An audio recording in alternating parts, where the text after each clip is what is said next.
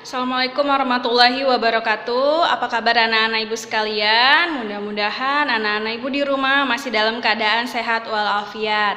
Nah, untuk hari ini kita kembali lagi ke pelajaran bahasa Indonesia, tepatnya di kelas 9, dan hari ini topik pembelajaran kita itu akan masuk ke bab baru. Nah, jadi kalau minggu lalu kita belajar mengenai teks laporan, hari ini kita akan masuk ke pembelajaran baru mengenai teks pidato persuasif.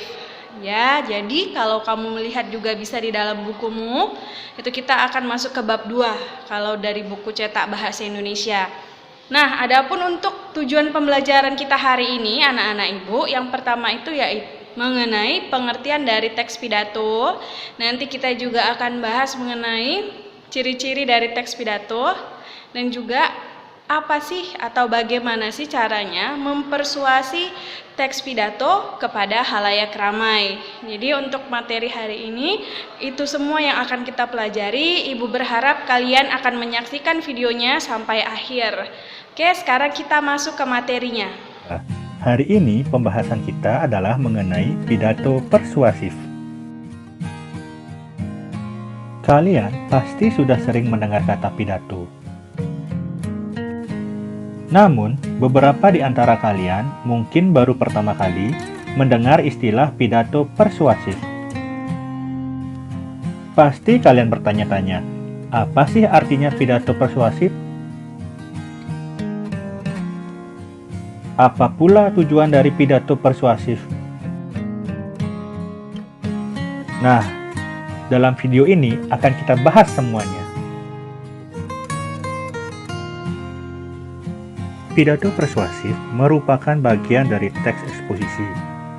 Pidato persuasif adalah pengungkapan pendapat secara jelas dan logis sehingga dapat meyakinkan pembaca atau pendengar dengan menyajikan argumen dari satu sudut pandang. Adapun tujuan dari pidato persuasif adalah untuk meyakinkan audiensi agar melakukan sesuatu. Apakah kita ingin agar orang ikut pemilihan presiden, berhenti mengotori bumi, atau mengubah pikiran orang tentang persoalan penting, mengajak orang peduli?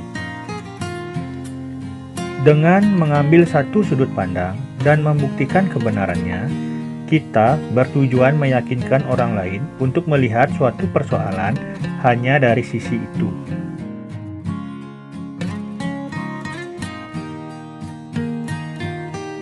Berikutnya, kita akan berbicara mengenai cara-cara memersuasi. Ada etika, emosi, dan logika. Yang pertama adalah etika. Etika berkaitan dengan apa yang baik dan apa yang buruk, serta tentang hak dan kewajiban moral atau akhlak. Contohnya, daur ulang adalah hal benar yang kita lakukan. Memubazirkan sumber daya kita yang terbatas sama dengan mencuri hak anak cucu kita di masa depan. Ini tidak bermoral. Selanjutnya, emosi. Emosi berkaitan dengan luapan perasaan yang berkembang dan surut dalam waktu singkat. Contohnya, coba pikirkan jutaan hewan yang kehilangan rumahnya setiap hari akibat pohon yang ditebang. Jika daur ulang berkelanjutan, kita dapat menyelamatkan banyak hutan yang indah.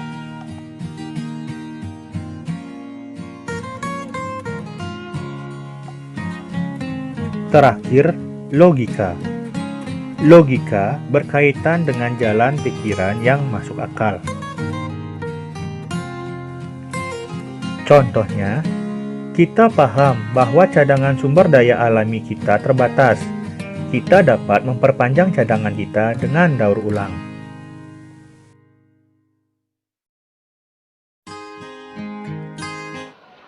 Ya, jadi tadi itu materi untuk hari ini. Ibu berharap anak-anak semua paham dengan materi yang sudah ditampilkan tadi, dan ibu berharap kalian juga melihatnya sampai akhir. Sekarang kita akan masuk ke tugas harian.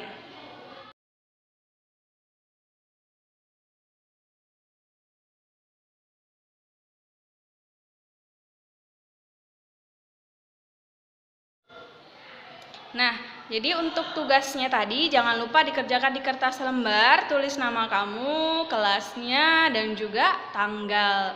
Oke, pelajaran untuk minggu ini sampai di sini dulu. Wabillahi taufiq wal hidayah. Wassalamualaikum warahmatullahi wabarakatuh.